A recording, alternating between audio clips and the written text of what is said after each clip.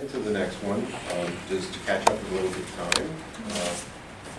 Irina is going to do. So my part is saying as exposure to another, but I, of course, like I knew that I would have to present it like 3 weeks beforehand or 2 weeks, and then of course as a proper student I wrote my comments, but then now yesterday I looked through and decided that maybe I have to skip everything. Wonderful. And do an explication of the text. Yeah, Right. because then I also had a feeling that, I mean, beginning from the first day, like listening lectures and interpretations of different passages, then of course it modifies a bit in what way this particular part should be presented. And so maybe we do this explication du texte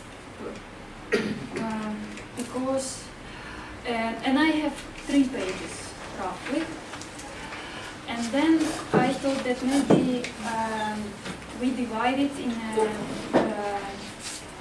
3-4 parts, and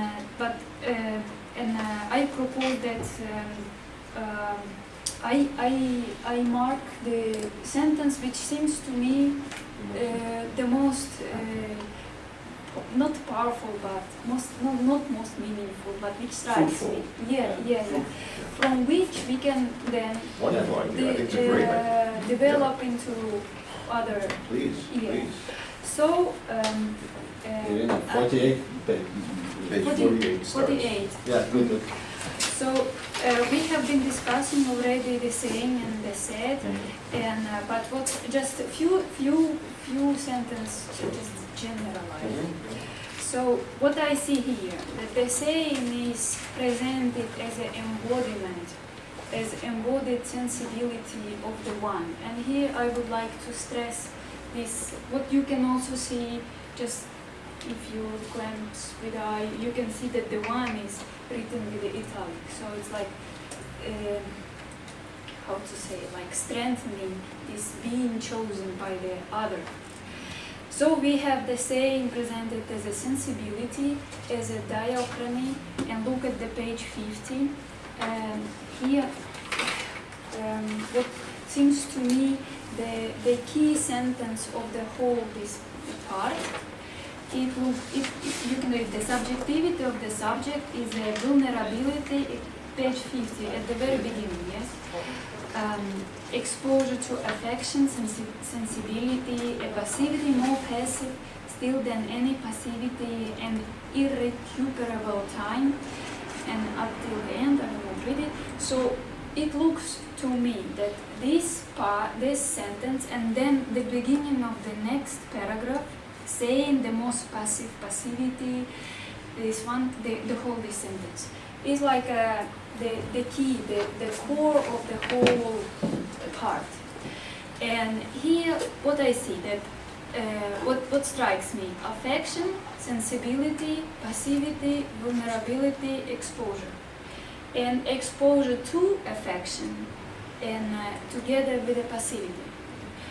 And then I guess, I think, he develops the previous 2 pages to reach this sentence. So here we go.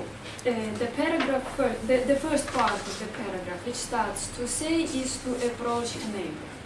So this whole part, until the same approaches the other, it's all about the critique of intentionality, representation, and imagination.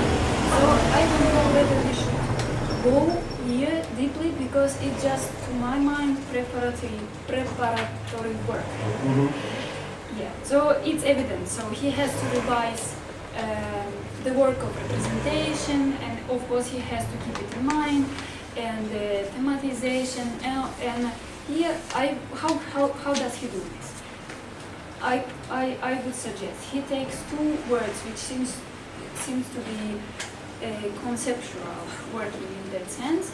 It's to approach, you see, to say is to approach, and then he repeats, and then in other texts also he is very much developing what it means to approach. Like, to approach means, why he uses this word, not to use, to point out that communication is not just sharing information, it's not just naming, it's not a cognitive act. Yeah? And so to approach meaning to be towards the other. I was checking in many dictionary in English what does it mean to approach. So What is the etymology? I have to check in. Okay, no, never I can mind. say Never mind. one. I want just to move to the page Please, please, no, I'm 49. sorry. Just Lovely in what you short. said. So we have to approach and then we have proximity. So, and read the sentence, the most, for me, important sentence. How to explain the saying. The saying is just not the normal, formal communication in linguistics. But the plot of proximity and communication is not a modality of cognition. You see, it a bit down. 7 lines up from the bottom. So, it looked like that proximity is also a kind of a key concept here, which he tries to, with which he tries to deepen or to enrich the notion of intentionality, or it's kind of, how to say, not a replacement, but like a new technical term, Levinasian new technical term. Because I see especially in Totality and Infinity, Levinas is like really,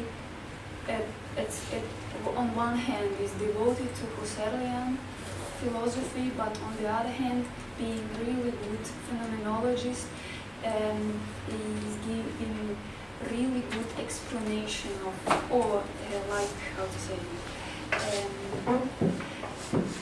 proposing more to phenomenology than it is in the Husserlian interpretation. But he is, I could see him as a really like continuing this phenomenological tradition in these pages.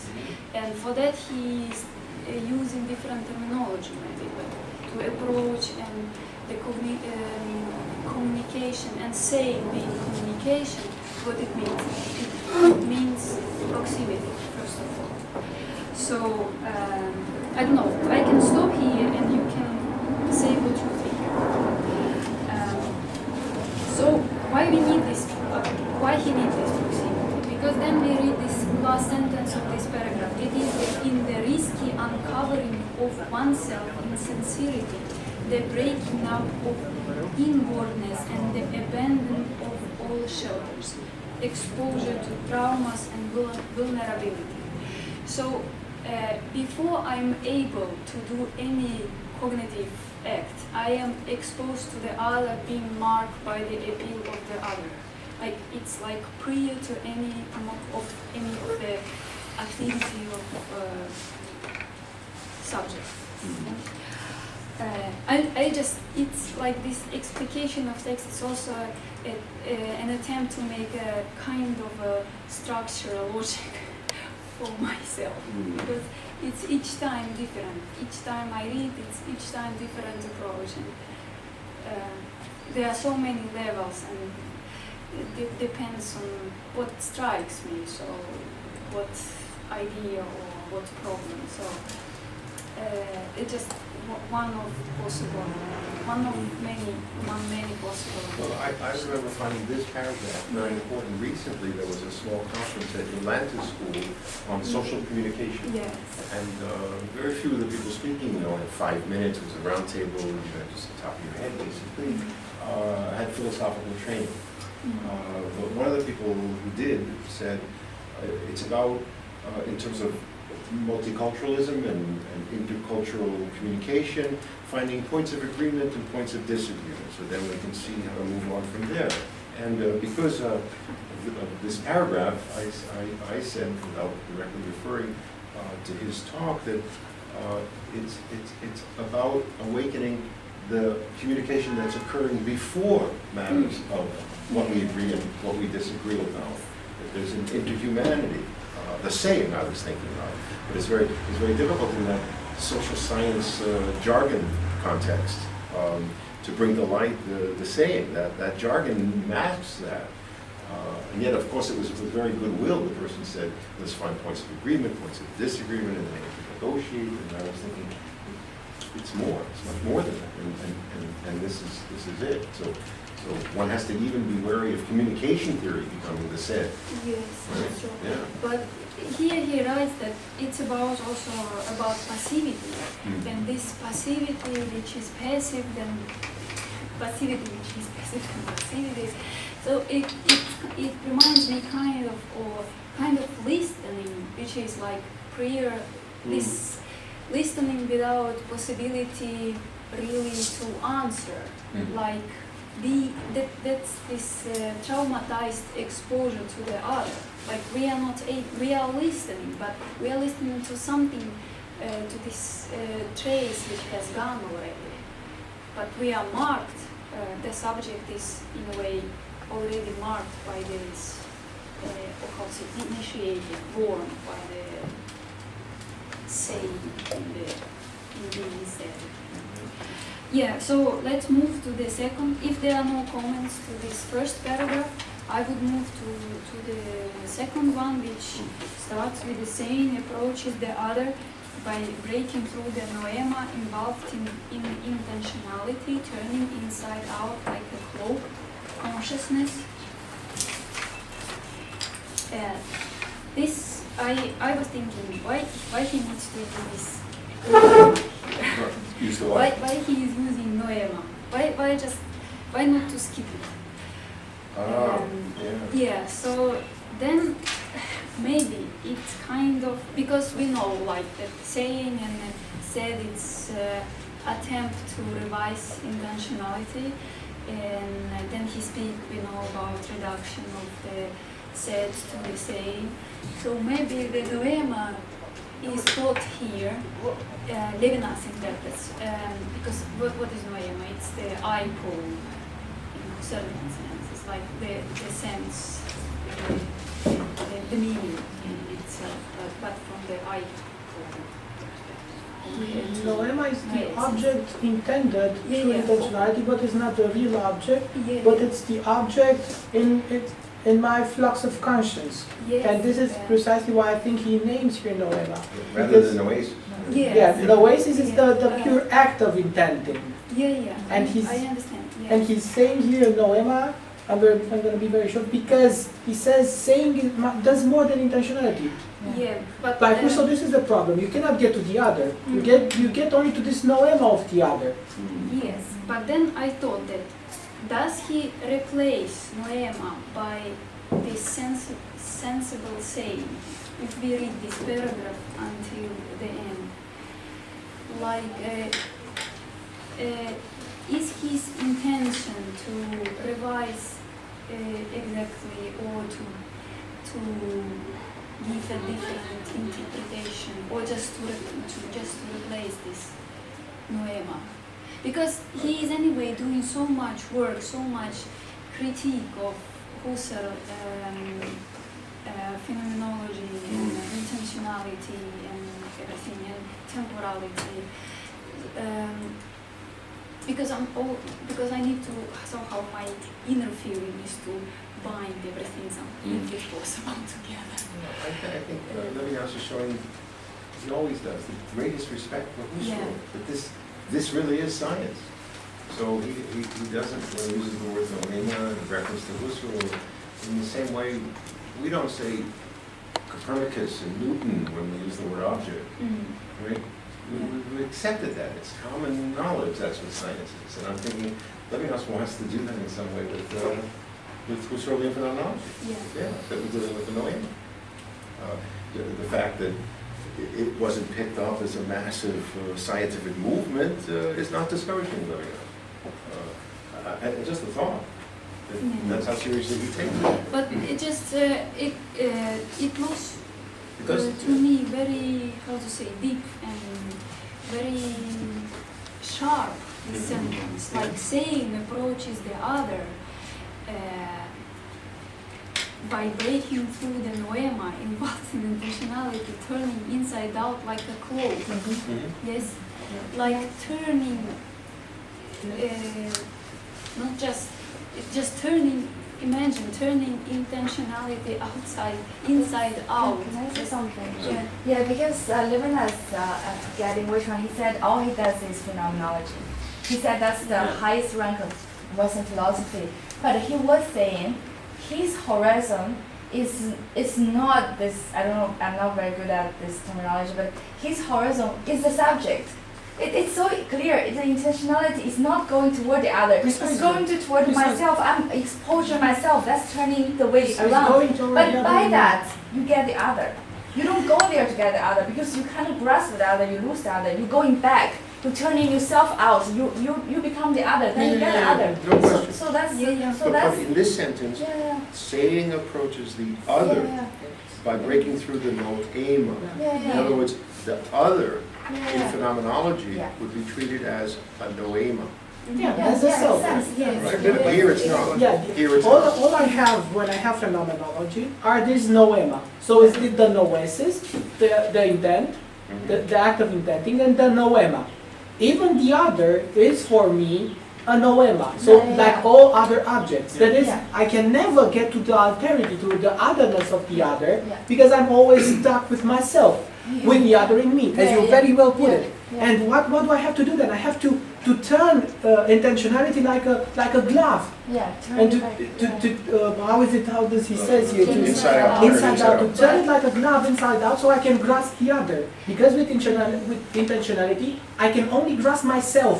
So it's like being grasped, it's like being myself grasped by the other in a way. So I can grasp the other because the other has always already grasped me. And he holds me in his grasp. And this is the inside out Yeah. part of, But and she put it very nicely. Yes, but how do you imagine to turn inside out intentionality? What we have? Just Like with, expose yourself. Yeah. I would say that here we go, what we are dealing with, it's with a non-intentional, Yeah, of course. how do you call it? Partials. It's a Non-intentional state. Relation. Yes. It's not- it's not- clear. Well, it's To- imperative, but yes, not Yeah. intentional. That's a, Yeah. can I, because that's a, it's good you mentioned it, but because my question is it a description or is it a prescription? Mm. Is it the first is clear, it's a phenomenological Yes. critique, the first paragraph, but so that's no problem. And the second, and I think it's a problem to the whole of Levinas, it's a question to the whole of Levinas philosophy. Does he still carry on doing phenomenological analysis? In his own Or way. in his own way, of Yeah. course, in showing where intentionality fails, and then Eros he adds another phenomenological beautiful description. Or is it a prescription, and we spoke about it as a utopia, is it a prescription in the sense that you have to do it, you know, in the sense that Or you it's- could do it. yeah, because if it is a phenomenology still, then the only thing you say, well, I have to apply phenomenological analysis and see, do I agree, do I notice those things? Or, and if it's a prescription, then you just say, okay, that's the How can imperative. you do it description? Because you are outside of the system. You think you are doing description of something outside of you. So you can't be outside because he said that is the in question and answer he was Outside saying. of what? Outside of what you described or whatever, it's not description at all because he was saying, he said this transcendental you're not method is outside, you are you're always looking inside, for even foundation. Husserl. Yeah, you always finding foundation. You had the foundation as the reality. Then you said, okay, I'm looking at what is the reality, what is the foundation. You are always building this house. You have the foundation, you have something up that, Yeah. and you have this house. But he said, no, I'm starting from there. I'm not starting. So that's the superlativeness. So it's not imperative. You just start from elsewhere. You don't say utopia is from the foundation that I get there. This logic is already totalitarianism. He said we start from here and it's not utopia because this top is superlative. You don't need to put this in history. So it's not imperative as you said from the bottom. You say it's imperative because that is from the bottom. But if you say from the top, it's superlative, and you don't see that as something need to support it, because it doesn't need to be part of the history. I'm not sure I And got there the is- answer. Let me approach And it there is again. someone- Let me approach it again because I completely agree with this issue you're raising. This is what I call the eighth difficulty, is the difficulty of ethics, right? That is, you can't touch ethics from a distance because the judgment of ethics is not true false, it's good evil. So Levinas is attempting to bring into philosophy something that bursts the nominative of philosophy, so that it's part of the difficulty of the philosophy of Levinas. He doesn't want to be a preacher, but there is a moralistic dimension to his thought. I think all of us feel it when we read Levinas. That is, if we disagree with Levinas, we could say, he's got it wrong, he doesn't understand things, we're safe. But if we are tempted to agree with him, then we become subject to the moral imperative that he has now he claims is the bottom, is the root. All philosophy is in the first person in the sense that all philosophy grabs you has an existential dimension, but one leaves you the freedom of thinking, and one doesn't. And Levinas doesn't. So, but I don't see this as a criticism, because I'm Levinasian. But a non-Levinasian would surely see this as a criticism, that he's not leaving me the free space to breathe. There's a breathlessness in Levinasian philosophy. I want the free space to breathe. That would be an academic scholarly response. When can I got an email from a woman who's just beginning to read Levinas. She's retired, and she wanted to know how would I be able to decide whether this is true or false? So I wrote back and I said, certain questions prevent us from seeing certain things. I said, questions themselves are not neutral. And I didn't say much more. She was a real beginner. And I think, but she had taught philosophy all her life, so she understood what I was saying. And I think that's it. When Levinas says, and he says this twice, first in a footnote and then somewhere in otherwise there being, and this is directly in the face of Heidegger, and then therefore Derrida, whose approach to philosophy is that it's questioning, that it's always questioning. Levinas says not all questions can be asked, and he refers to the question of Cain. Cain's question, am I my brother's keeper? Levinas says that question is already evil. That is, the asking of the question is a position taken within the moral context. So the philosopher wants to say, I can ask all questions. Derrida wants to say, I can ask all questions. You can't put a stop to my questioning. Levinas would say, of course I can't put a stop. We're free to that extent. We can ask this, but he's saying there are consequences of taking the position that we can ask all questions, and there are consequences of taking this distance, which we all at some point and continually maintain toward Levinas, because our whole discussion has been to understand this. Is it right? Do we adhere to this? So this issue, I think, is a very live issue. Can I try to push them a bit further, Sure. just for the sake of provocation? Yeah. But then it means that if I agree with Levinas, the moment I agree with Levinas, and I'm not talking about one sentence, but just in general, Yeah. I stop being philosopher. He says no, then you become a philosopher. Remember, I'm saying. Because what I said this agree morning. that philosophy is thinking which doesn't know where it's gonna go, and Levinas says no. You kind of there is this thesis, the credo statement in there, which you take up and you kind of solve the problem. No, this Then morning- the other problems are not philosophical; they're practical problems, ethical problems, which are left. Why? But then this is why Levinas goes so far. I said the big problem with Levinas is he's a philosopher. That this morning I said he wants to talk about an intelligibility of proximity, or he'll talk about the signification of proximity. Yeah, but he is a philosopher. I'm not arguing about that. I'm asking about myself. If I agree with him, then he becomes, it becomes a church rather than philosophy. It becomes, it's kind of, that's it, done. Yes, but I agree with him, and I see Maybe it's this a moral stupid dimension question. not as a church. I see it as the people who see it as a church, as maintaining that classical Western critical distance.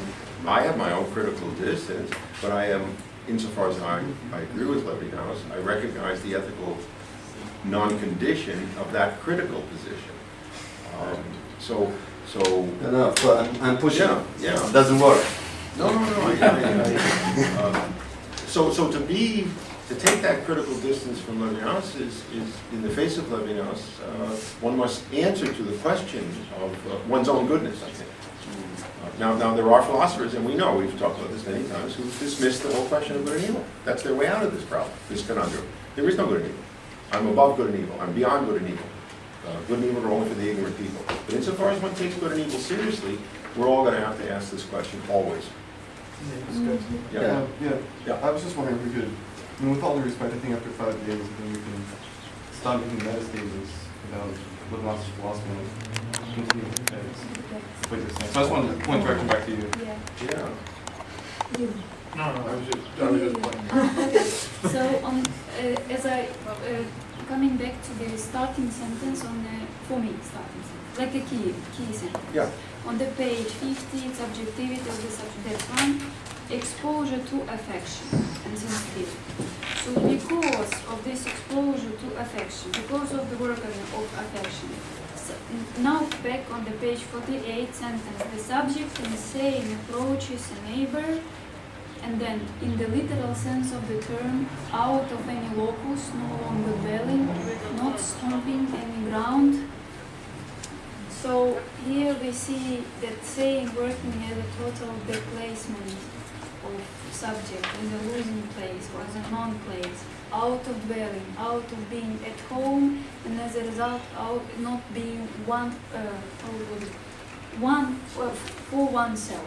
So it's like I see it as a continuation of further development of what we saw in a totality, in infinity, when we were discussing at home, chez soi, or economy, and so on. Sure. But then he makes a really great jump into skin. I of course there are also discussion about skin in other words. But here, interesting to my mind, absolutely traumatizing, interesting description of the skin, which is not this part of the skin which works on a level of touching and caress, like as in, for instance, in the phenomenology of eros and totality and infinity, but skin which is the other side of the skin. The inside. Yeah. Turning the skin inside out.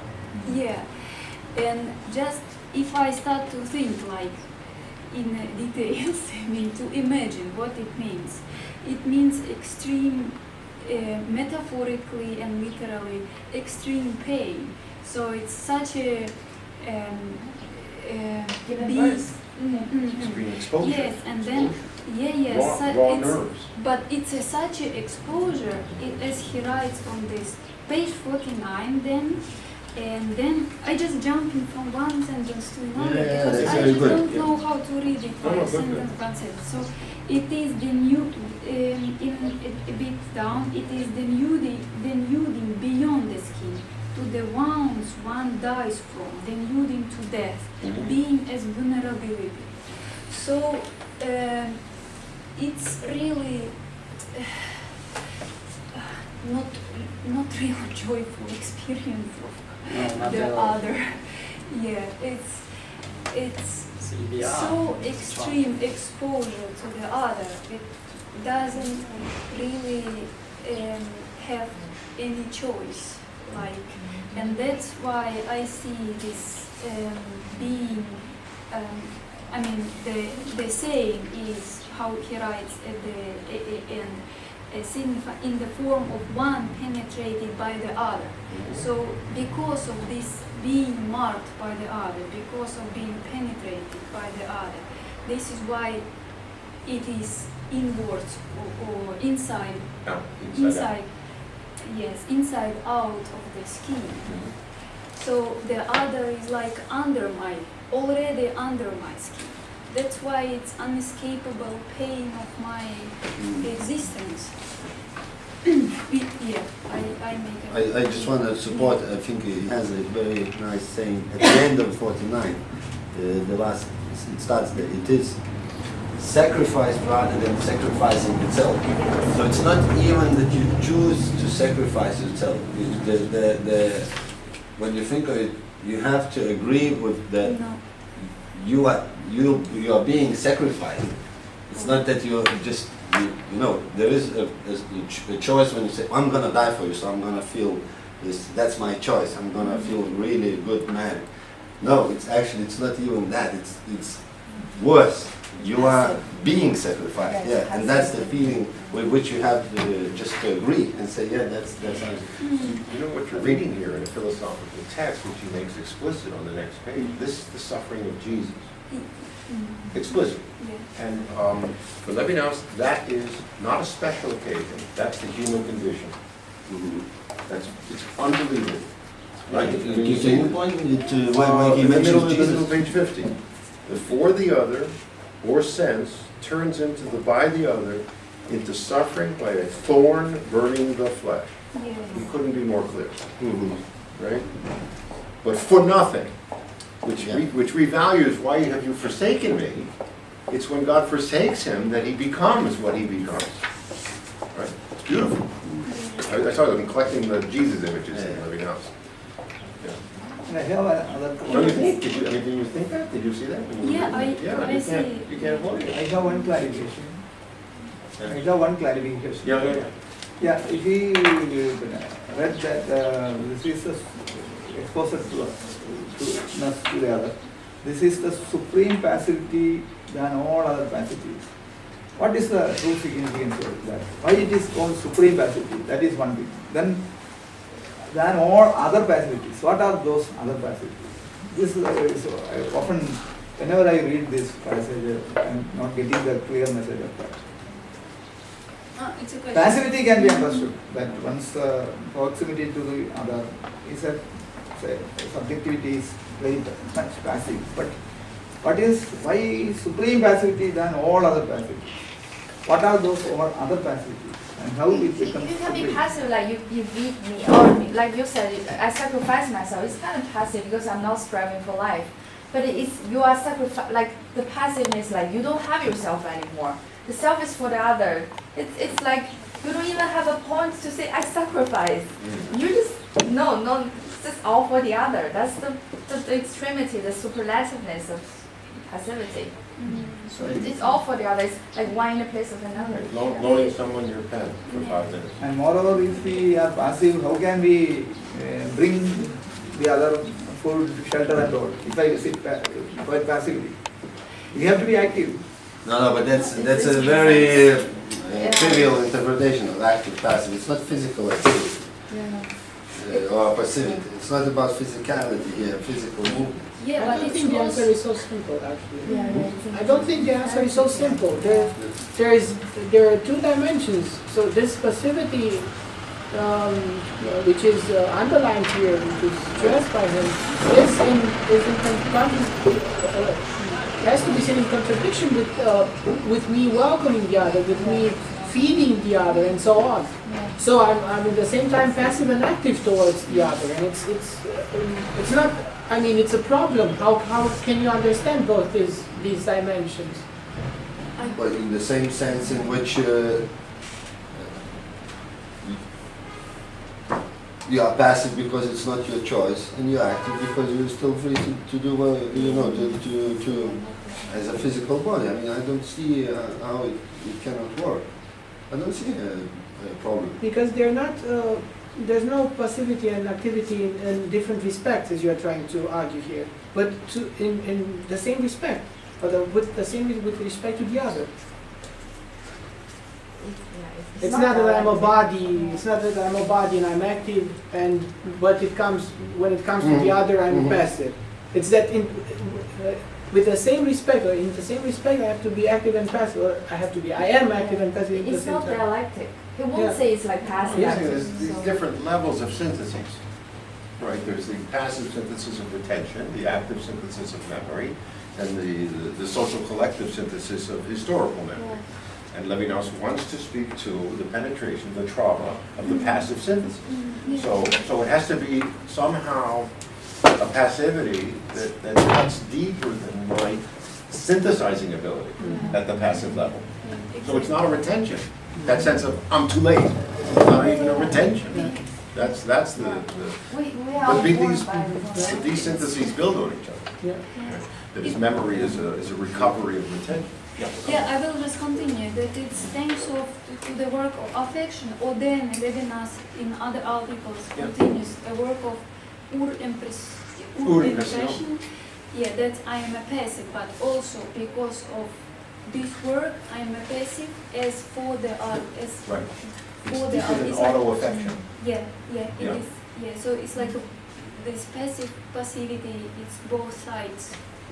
This is why we had to build up to this through enjoyment, Yeah. because it goes, it's the pierces into the self-sensing, so it doesn't evaporate, it doesn't obliterate it, doesn't annihilate it, but it's the most extreme suffering because there's no escaping from it, and it is physical. It's physical. We suffer for the other. We suffer for the other. But don't you have the feeling I'm listening? So, it's the beauty you have. For me, this is a little bit. For me, this passage is a little bit too dramatic. It's too. It's very dramatic. So, I don't think this is so. I don't think it's a phenomenological description, and maybe I'm just on the case of an egoist, but I don't suffer so much for the other. You know what? Think about, if you think this is too dramatic, the Buddhist monks poured gasoline over themselves and immolated themselves. This happens. This is not a fantasy. This is a moment of extremis, right? Yeah. This is I mean, you have children. I do. How many? There are the times they bring all this great joy and everything, and there are times they kill you. Demon. And if you aren't willing to be killed by them, you might as well not have them. You know? Yeah. But even that, what about, I know this, but when your own child is ill, the suffering you go through, And it's under skin. It's just. right? Yeah, but the child, I think, I don't like the example of the child, because child is at the best, it's your child, which is completely different than a stranger, yeah, and actually at worst, it's just your possession, it's one of the things you have. So I don't think it's a good example Well, it could be of that the way, suffering. or, you know, in the book that You just love them too much. I think the other we have to take it to the extreme is when this really ugly, stinking beggar approaches you and you just want to tell him, I don't want to swear because the camera is on, but you know what you want to tell him. Yeah. And that's the reaction which you have. But Lenin says no, and I think it's phenomenological description in most of the cases for him. Otherwise, it makes it, for me, it makes it just too simple. But he says no, there's something in there which does not allow you. You look in those eyes and that face.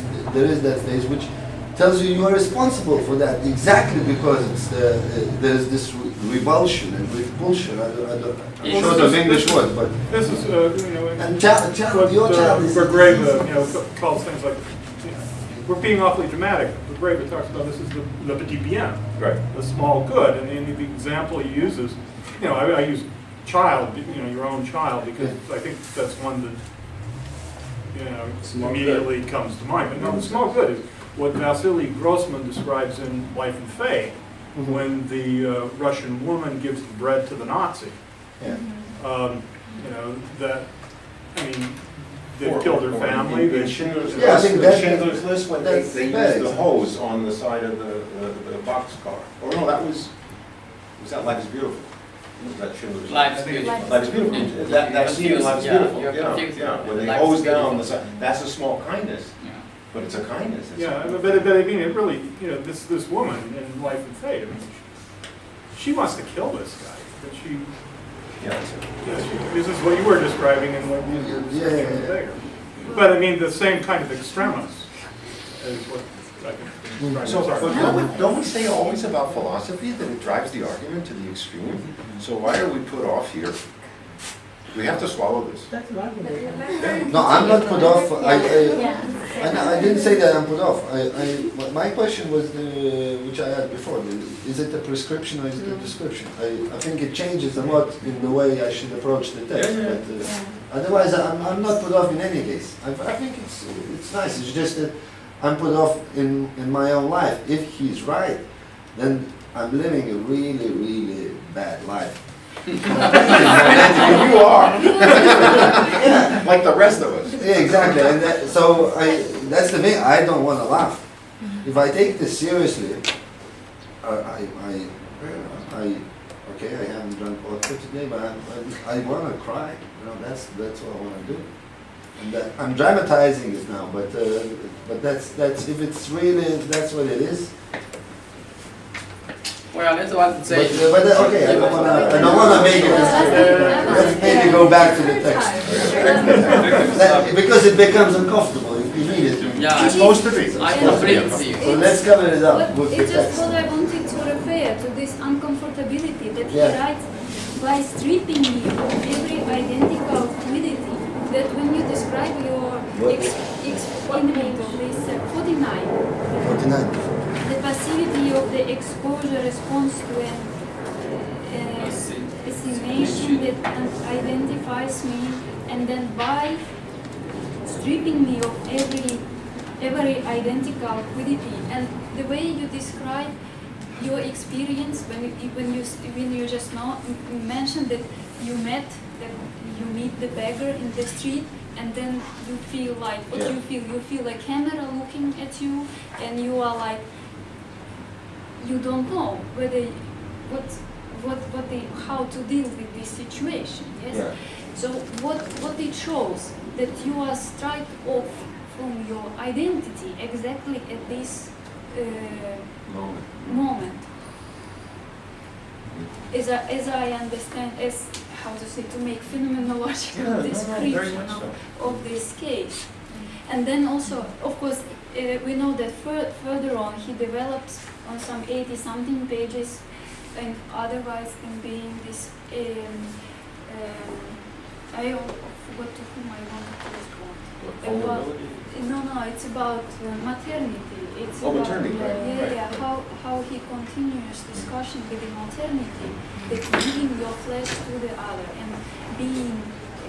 This is also like the experience of maternity is different from fecundity, for instance. So paternity, it's very much about the skin, other side of the skin. Literally inside the skin. Yeah, literally, yes, exactly. Literally inside of the skin, totally giving yourself before even identifying yourself as the self.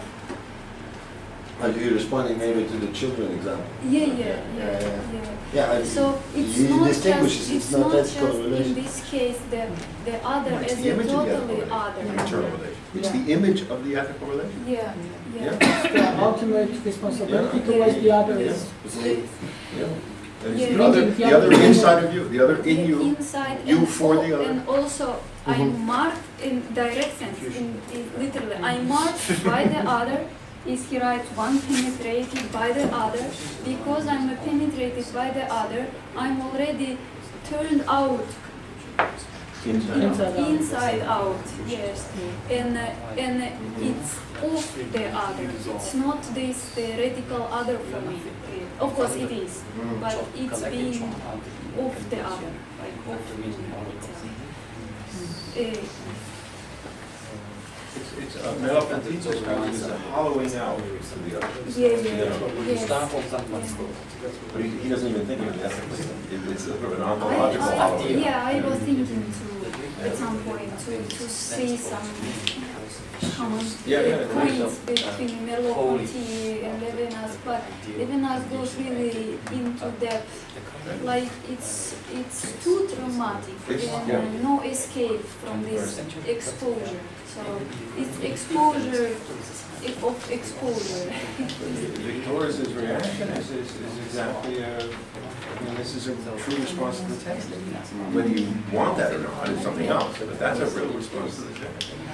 And this, of course, the great description, the saying, to me, it's one of the greatest phenomenological description of subjectivity. within these terms of saying and the said, like technically how it's made to find this vulnerable saying within the said, and the attempt to keep it in this processional way. It's just nice, wonderful. Shall I go? Please, let's go to, 50? let me see, If does anybody have continue. something on the page 49? Well, I love this image, Some- concave without a convex. This That is brilliant, just brilliant. Where does Levinas come up with these ideas? I don't know. The concave without a convex, it's just, it's mind-blowing. Yeah, Yeah, it's yeah. just I was thinking like architecturally. Yeah, it's great. Maybe this image It's great. breaks down. Right. And then the way it's written, Show this the in stone. sentence and turn inside out dot and some way without context. I know it, I know it. I know it. Disaster. Okay. Linguistic disaster. Focus, Yes, focus. so if there is no question, just I will just point once again maybe on this uniqueness of the one. Thanks to this, yes, thanks to this exposure and expressiveness. Because in the totality and infinity we don't have this, the one, as a unique one, as a chosen one. And this is something which comes into discussion only in the otherwise there being as a clear and graspable description. And then I had a question. Then I got a bit confused at the page of 49. This diachrony of the instant. I mean, instant is fine, diachrony is fine, but the diachrony of the instant. Then I have to ask what it means. I think he's going, what I said about the path of the other goes all the way to jouissance. Yes. I remember jouissance was the instant. It was the carefree instant. Yes. So that's why he's bringing in the instant. It's not the diachrony of the, it's the diachrony that blows apart the instant. It shatters, that's why it's a fission. It's a fission, a denucleation. So it's not the instant of the other theory. No, It's my My instant of my enjoyment. Yeah. Yes. which is torn apart by the other. Right. And this is the diaphragm. Yes. Right. Fission. So the only way the eye has an access to this instant, which is eternity, is in enjoyment. Because this enjoyment is torn apart by this is being eviscerated by the presence of Good the term, eviscerate. It's not what Levinas uses almost every term.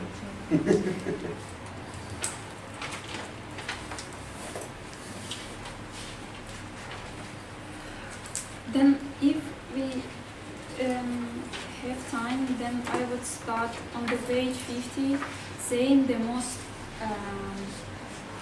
this paragraph, the second one.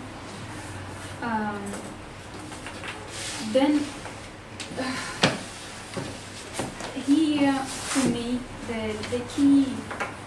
the key word to this second paragraph would be giving. The saying is giving. The process of giving of itself, saying is the sense of patience and pain, and then in the saying suffering signifies in the form of giving. I moved directly to this. The meaning of the, and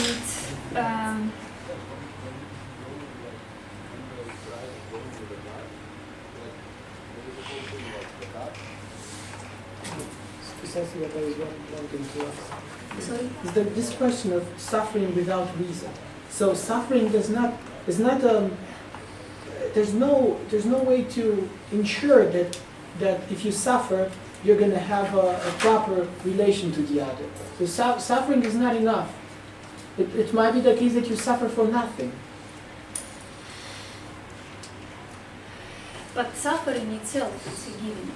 But it's not like, as we were reading in totality and infinity, it's not as welcoming.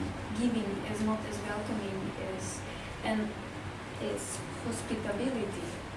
It's something, like I would say, I would distinguish this giving and in different forms of giving, which are happening in a different way, or modalities of existence, or modalities of the I.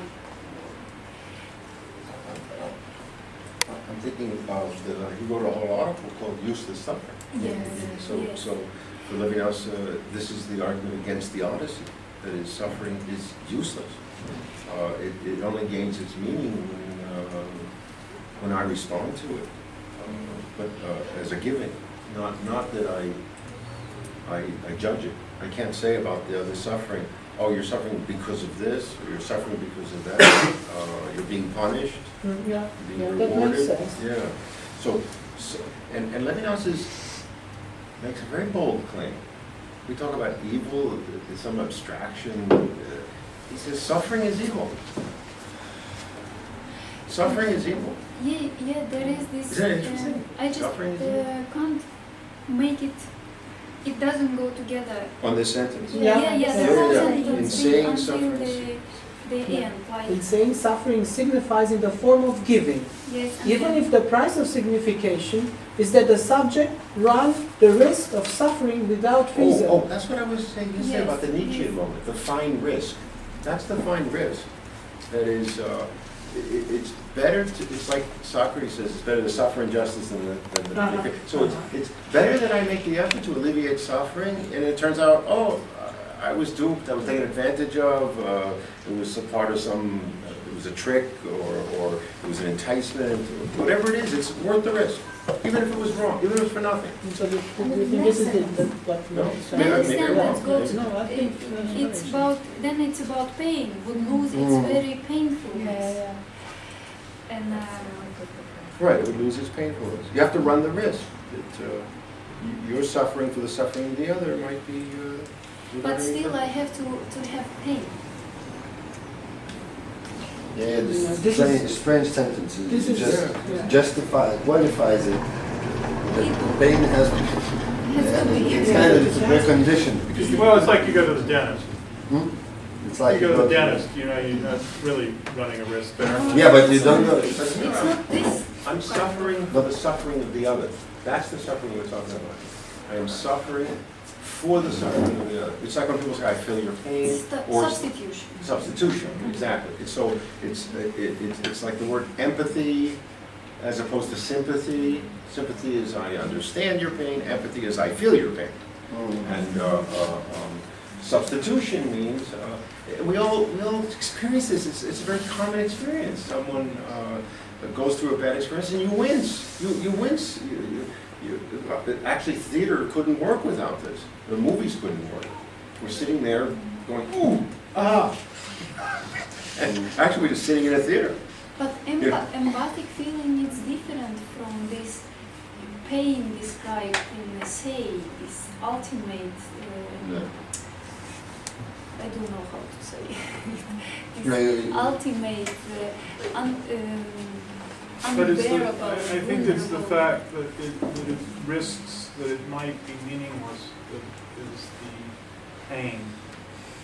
If you knew that it would give fruit, that there was no risk, then there would be no pain. It's the fact that it may be for nothing.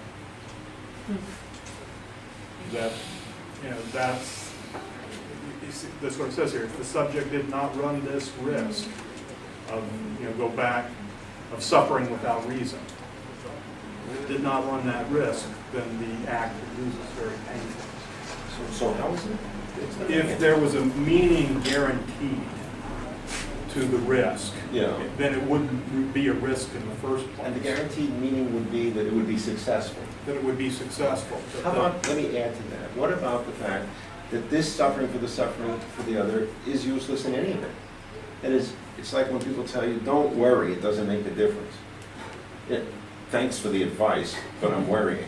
And then someone would say, what different? You see someone trip, some people laugh at them, some people wince. It has no effect. And yet we think morally, the person who laughs at the person who trips is probably on a lower plane than the person who is wincing at the person who is tripping. I use this example because actually it's Bergson's example in his article on laughter. Yeah. And he's in favor of laughing. But I don't, isn't that useless? With this wincing over someone else's pain, what does it accomplish? And yet, Levinas is saying this is the for the other. Now, I'm posing that as a, I don't know how it fits with yours, because yours it makes a lot more sense. Yeah, because he's talking about the subject running the purposeful risk. world. Yeah, yours makes more sense in a purposeful world. That the But it difference may is- not be purposeful. Yeah, in the sense that it could accomplish something, it might not accomplish something, you should do it anyway. Whereas I'm saying, there's no benefit anyway. in this Well, whole if you take it back to useful This is- suffering and the very idea of theodicy, thing. you know, we had this argument about Kant the other day. Here would be, and Kant would say this, you should be moral even if the world was. Yeah, I agree with that. I agree with that. Yeah. Yes, I agree with that. I think that's what we've got here. Oh, okay. This is, the risk is that it might be all otherly meaningless. Right, absolutely. There is no guarantee. No empirical evidence of a moral act, that you should still be moral. And I would say, even if no one's happy, you should still be moral. Right, yes, I would go with that. But I'm thinking, one expression of that is that it doesn't actually accomplish anything, my wincing, my empathy. And yet, try to imagine it. I mean, we can all imagine a situation where someone is suffering pain and other people are not empathizing. There's something wrong with that. Even though the empathy is not actually accomplished, what we need is a doctor. And Levinas says, you better get a doctor there. So we're not neglecting the doctor, right? We're not neglecting the said. But Levinas is saying, at the level of the saying of the moral, this shared pain is our community. We're our community, our non-community community, our interhumanity. These are difficult sentences here. Yeah, because it's for me this whole paragraph is really difficult because then there is the two last sentences, the for the other or sense turns into by the other. Still, I'm still alive here, and me is living. But then into suffering by a thorn burning the flesh, but for nothing. And It's nothing in the theological. theodicy sense. It's for nothing in the theodicy sense. There is no larger picture that's going to make sense of this. This is the anti-theodicy. You mean it's not for nothing in It's for the other. for nothing? I think that this is an explanation, but I think he might also refer that he's innocent for the pure fact that he hasn't done anything wrong. He hasn't wronged the other. But the simple fact that the others are there I know. Obliges him. But I think it would be not that in innocence, it's more like no reward, without reward. It's for nothing.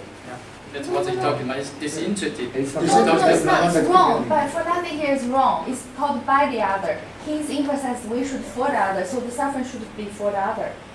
For nothing is wrong. That's what I'm saying. No, for nothing. No, It's but for the I think other, it's for me. without reward. Yeah. Yeah, that's for me. not for the other. Disinterestedness. Yes. For the other, without reward.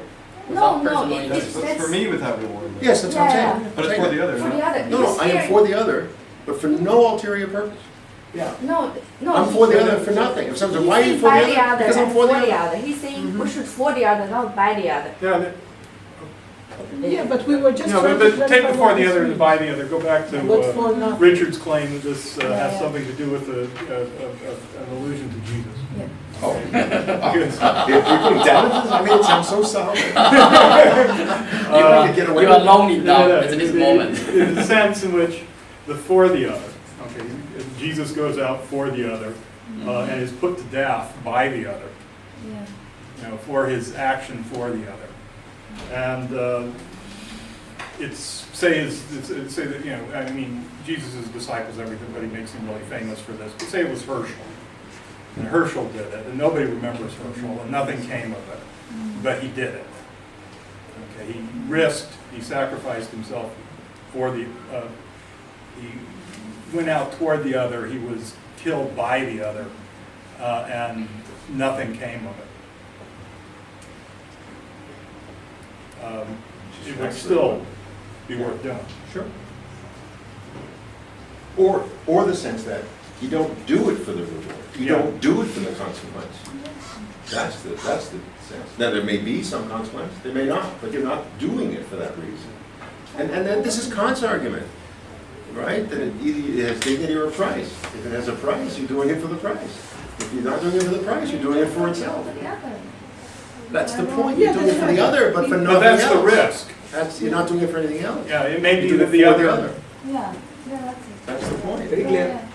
If you're doing it for something else, you're not really doing it for the other. You know, there's this wonderful passage, I love Brothers Karamazov. There's a wonderful passage in Brothers Karamazov where Father Zosima is talking to Madame Homeopathy, and she says, I want to go give myself to humanity, but I want them to know that I'm giving myself to humanity. I want them to praise me for giving myself to humanity. Right. You know, and he says, well, gee, you've really missed it. Right. No, I've heard it And said. this is Victor's thing. He says, you know, well, humanity, you know, they stink and they're offensive and they don't like you. Yeah, I've heard that one of the greatest pleasures of human life is to be caught doing a good deed. Right? Yeah. Are there other, because this is great, I think you've really led a good discussion. Are there other senses that are burning that we should use? Yeah, I have full text. Oh, my and some- goodness. Because I think if we took a break now, we'd be back in our framework, but on the other hand, I'd take another 15 minutes if you want. Yeah. Yes. Maybe let's have a cigarette and then just 15 minutes. Oh, you want to cigarette first, then 15 minutes? Yeah. Oh. No, but we have another. No. Well, we're going to go over time. We're going to go over time. Oh. Yeah, we'll go over time. Yeah. Yeah, but we'll give you overtime also. Yeah. Yeah. So. Yeah, but I don't know, because the last paragraph, it looks like a summary of the, and some, Overview.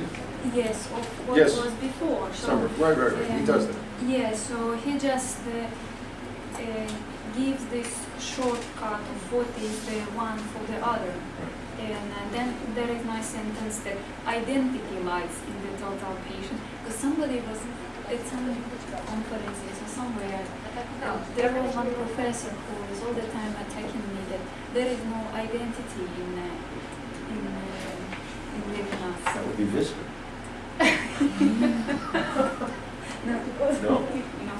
I thought that's And his then argument. I was so happy to see this. The word identity lies in the total patient of the one assigned. So the feeling of the self exactly arises in being the chosen one, marked by Mhm.